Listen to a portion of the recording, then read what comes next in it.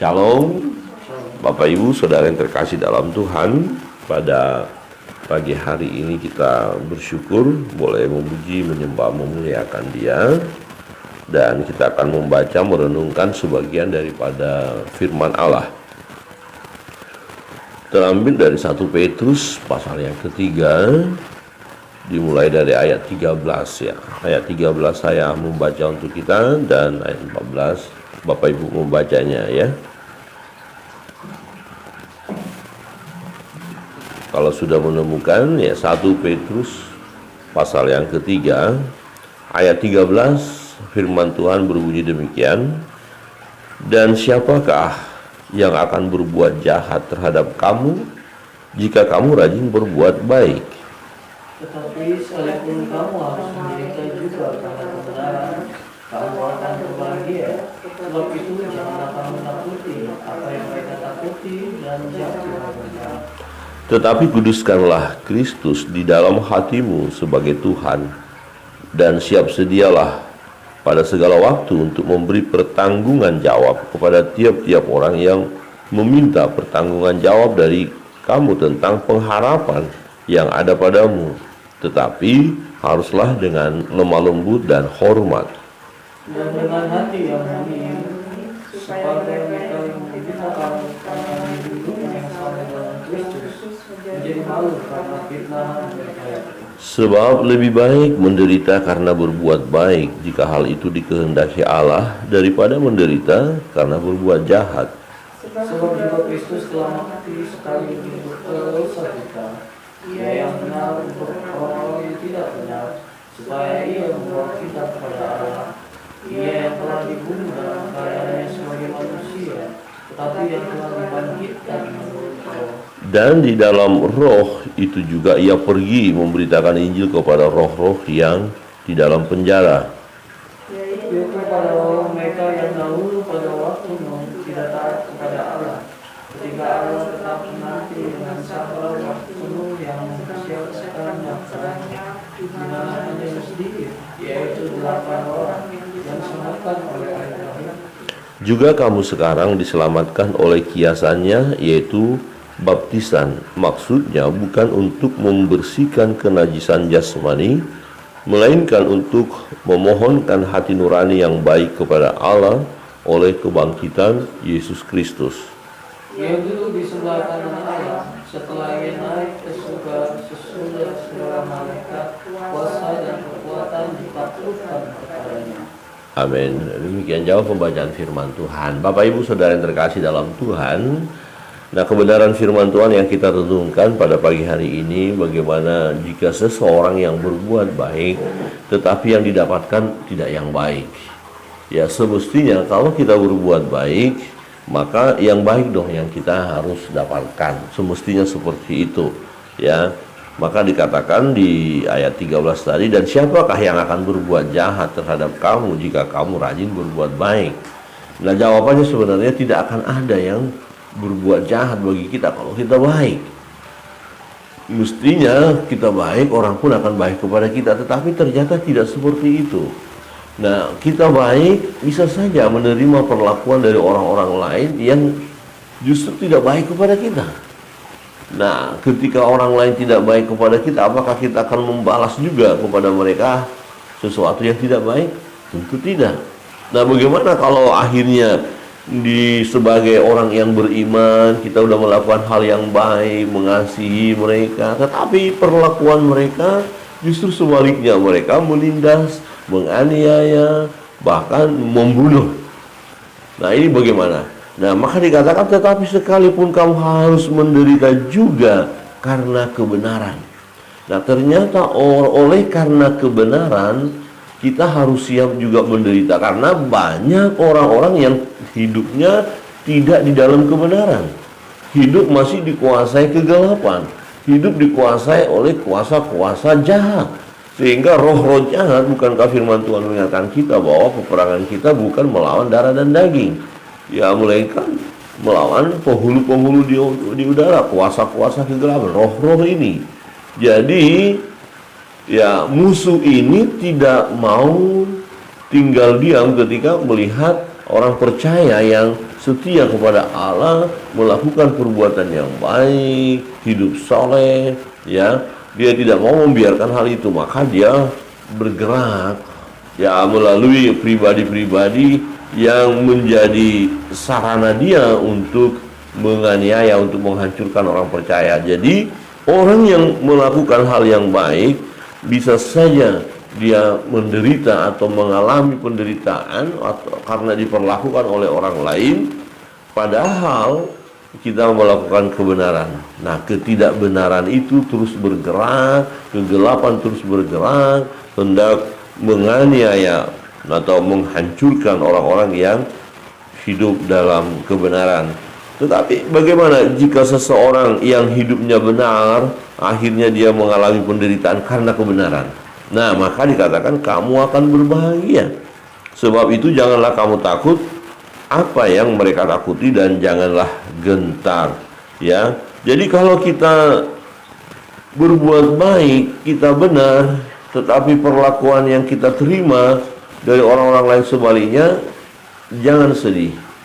Ya, justru katakan kita berbahagia. Nah, ayat 17, sebab lebih baik menderita karena berbuat baik, jika hal itu dikehendaki Allah, daripada menderita karena berbuat jahat. Jadi kalau ada orang berbuat jahat, kemudian menderita, misalnya ya dia maling, ya, kemudian ketangkap, digebukin, dia menderita, ya resiko dia, wajar.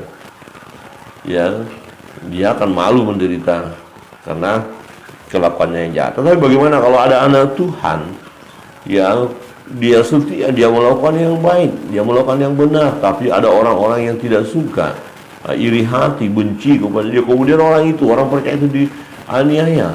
Nah, berbahagialah, berbahagia, karena dia menderita atau kita menderita karena berbuat baik, karena mempertahankan iman, karena mengasihi orang lain.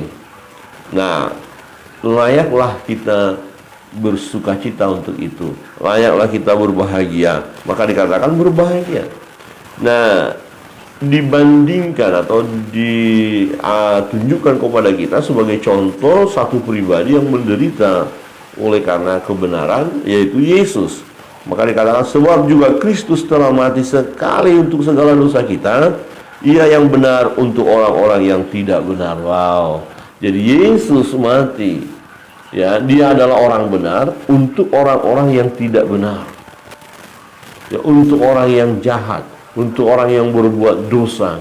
Dia mati untuk itu, menggantikan supaya orang-orang yang berdosa tadi supaya jangan masuk kepada kematian yang abadi, supaya tidak masuk neraka. Jadi Yesus mau mati untuk itu, menggantikan orang-orang yang berdosa itu, ya. Nah, berarti kalau kita pun oleh karena hidup benar, oleh karena mempertahankan iman kita, kita tohar harus mengalami penderitaan itu, berbahagialah dikatakan, ya. Sebab Kristus pun, ya, mengalami hal itu, supaya Ia membawa kita kepada Allah, Ia yang telah dibunuh dalam keadaan sebagai manusia, tetapi yang telah dibangkitkan menurut roh. Saudara terkasih dalam Tuhan, sebagai manusia, Yesus mati di kayu salib. Dia orang benar, dia tidak pernah melakukan dosa, dia orang yang kudus, tetapi dia mengalami penderitaan yang sedahsyat itu, ya, oleh karena kasihnya kepada manusia. Saudara yang terkasih dalam Tuhan, jangan kecewa kita kalau kita mengalami penderitaan, kesesakan, penganiayaan oleh karena kita mempertahankan iman kita. Ya, jangan kecewa, tetapi tetap pertahankan iman kita, karena kita ada di dalam posisi melakukan kebenaran, hidup dalam kebenaran. Jadi kalau misalnya kita berkata, oh saya mau jadi orang percaya, saya mau ikut Kristus, saya mau hidup dalam kebenaran, tapi jangan menerima penganiayaan. Oh, jangan berkata seperti itu, ya. Jangan kita mengikut Kristus hanya karena sesuatu yang akan kita alami yang bahagia, sukacita, tidak ada penderitaan, tidak ada tantangan. Tidak seperti itu. Ya, justru ketika ada tantangan itu, ketika ada tekanan dan penderitaan itu, di situ iman kita diuji.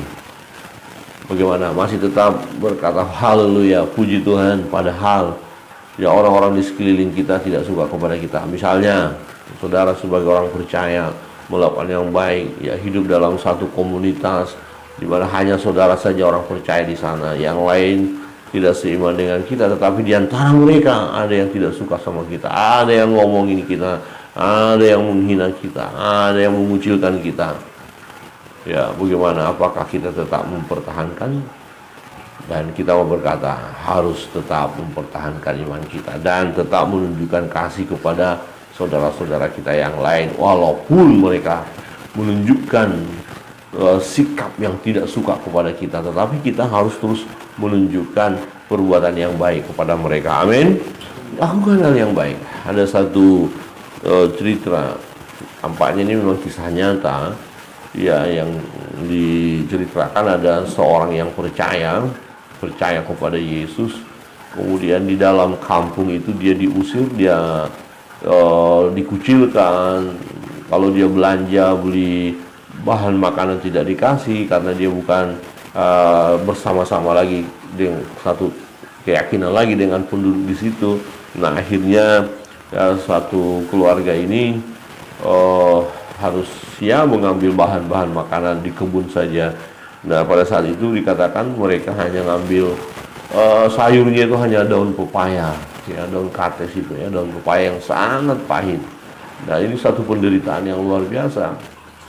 Ya, papanya ngambil daun pepaya, ya mamanya, ya istrinya dikasih, anak-anaknya dikasih, terus itu konsumsi mereka. Ya, kalau daun pepaya ada dagingnya sih enak, ini nggak daun pepaya saja, makan. Dari suatu ketika terjadi serangan penyakit malaria di kampung itu.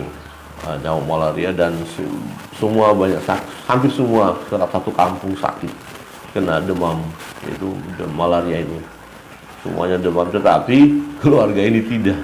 Nah, rupanya ya konsumsi daun pepaya itu ya membuat mereka kebal terhadap serangan nyamuk malaria itu, tapi yang lain ya terpapar. Nah, baru orang-orang melihat, kok hebat sekali mereka ya, kok tidak terjadi penyakit, kok tidak menderita. Nah, saudara, rupanya keluarga ini awalnya ya, karena dia mempertahankan iman mereka, akhirnya harus menderita dengan makanan ya seperti itu ya, daun pepaya saja. Ternyata masa-masa sulit yang mereka alami, nah pada akhirnya mereka rasakan manfaatnya. Nah, di situ Tuhan bekerja di masa sulit bagi mereka, ya, di mana makanan harus yang seperti itu saja mereka makan. Rupanya ada makanan itu membuat tubuh mereka kuat serangan penyakit malaria itu. Jadi kalau masa sukar kita hadapi karena mempertahankan iman kita, jangan langsung menyerah. Amin. Jangan langsung putus asa kemudian berkata, Tuhan, kenapa hidup kami seperti ini?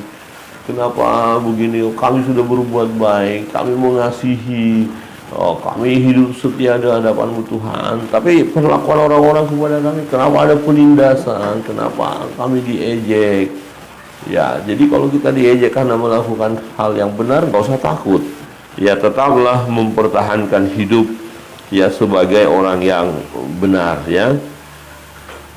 Jangan goncang, jangan bimbang. Jadi Bapak Ibu Saudara terkasih dalam Tuhan, dan renungan kita pagi hari ini menunjukkan bahwa ya kita harus tetap mempertahankan iman kita dan menunjukkan ya sikap atau perbuatan yang baik dan benar, sekalipun yang kita terima dari perlakuan orang-orang adalah hal yang jahat.